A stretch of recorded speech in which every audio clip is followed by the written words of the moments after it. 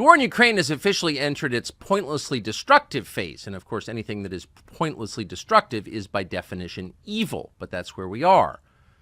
Ukraine can't win. Russia has a much larger population and much deeper industrial capacity. That was obvious within hours of the outbreak of the war, and it's undeniable now. That leaves the Biden administration in a very strange place because, of course, Joe Biden has pledged your support, your money, potentially your children, to Zelensky for, quote, as long as it takes. But that doesn't make any sense. The United States has no more money to give Ukraine or anyone else. And so that promise has to be walked back, and slowly it is being walked back. So the State Department spokesman the other day was asked, how long do we support Ukraine and what does that support look like? And he said, well, actually, we're going to start giving Zelensky less money. Here it is. We have always made clear that we want Ukraine to be an independent country, and that means that can stand on its own 2 feet. We will continue to support Ukraine. It is the policy of the United States. As long as it takes. As long as it takes. That does not mean that we are going to continue to support them at the same level of military funding that we did in 2022 and 2023. We don't think that should be necessary because the goal is to ultimately transition Ukraine, to use the language that you repeated back to stand on its own feet and to help Ukraine build its own industrial base and its own military industrial base so it can both finance and build and acquire munitions on its own. But we are not there yet, and that is why it is so critical that Congress pass the supplemental funding bill, because we are not yet at the point where Ukraine can defend itself just based on its own. Did you see that? It's almost worth watching that twice. Notice that he looks down, which is what you do when you're lying, which of course he is. Here's what's not a lie. Ukraine's going to rebuild its industrial base. Really? An entire generation has been slaughtered. The country is a wreck. How is that going to happen? Oh, well, BlackRock will rebuild its industrial base and lots of other donors to the Democratic Party. That's the real point, of course. So this is super obvious to anyone who's watching. The weird thing is no one in Washington is saying it out loud, except really for one U.S. senator from the state of Ohio called JD Vance. And recently he pointed out what has been, again, obvious for 2 years now, that Ukraine is the most corrupt country in Europe. Nobody denies that, except in this country. And that Zelensky, whatever his merits, is probably not the guy you should send hundreds of billions of dollars to. Well, his colleagues went crazy. They love Zelensky. They love him on a personal level. These are people with very weird sex lives who are transferring, in some cases, some of their personal desires onto Zelensky. That adorable little bear. So they got mad at JD Vance for saying that. Watch this clip and ask yourself, does JD Vance deserve that rage, or was he telling the truth?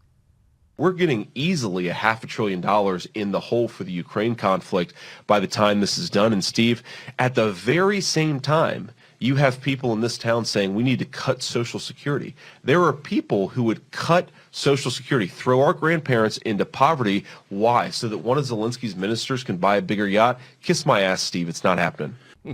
So they hated when he said that. In fact, one of his colleagues, who he gets along with apparently pretty well, immediately denounced that as bullshit, but of course didn't in any way rebut it.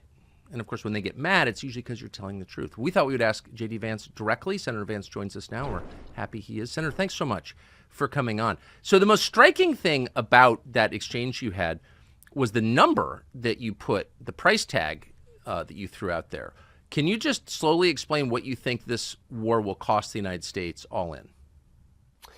Yeah, so of course, Tucker, it's impossible to say because every single day this goes on, we spend more money, and not just the money that's obvious and meets the headlines, but also the stuff that we're putting ourselves all in for rebuilding costs and so forth. So let me just give you a sense of what I mean here. The headline number of what we spent on Ukraine is $120 billion. The Biden administration is asking for another $61 billion. And a lot of Senate, even Republicans, seem hell-bent on giving him that money. That's $180 billion just right there.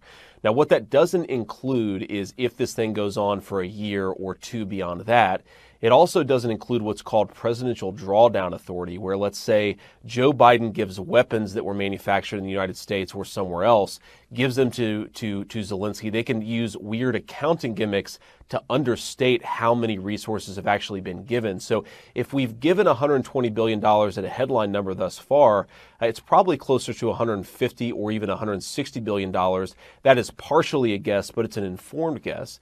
The other thing, Tucker, is that we've already told people in no uncertain terms that we're going to rebuild this country. You hear things like a Marshall Plan for Ukraine, whether it's implemented by BlackRock or overseen by BlackRock. We're talking about an additional $200, $300, maybe $400 billion to rebuild this country. Already, Tucker, the Ukrainians are unable to pay their pensioners. There are critical parts of the Ukrainian state. You know, things like fixing the roads, ambulance services, pension provisions that the Ukrainians can't provide for themselves at this point. So when you take this all in, Tucker, I really think that even if the war ended, let's say 6 months from now, the all-in cost to the American taxpayer is going to be about $500 billion. Again, that is a guess, but it's an informed guess based on what we've already spent and what we might be expected to spend in the future. It's a catastrophic sum of money when you think about, Tucker, what it's accomplished, which is that we've basically turned Ukraine into a rump state. And this can't be overstated. The goal here was always to turn Ukraine into an independent ally that could stand against the Russians. Now, set to the side whether this is a goal worth spending $500 billion for. I don't think that it is. But even if you assume that goal as the policy of the United States of America, we have not accomplished anything close to it. The country has gone from about 40 million people to 28 million people, a ton of prime age men. I mean, men in the prime of their lives here have been killed or wounded or maimed. They'll never be functional people ever again.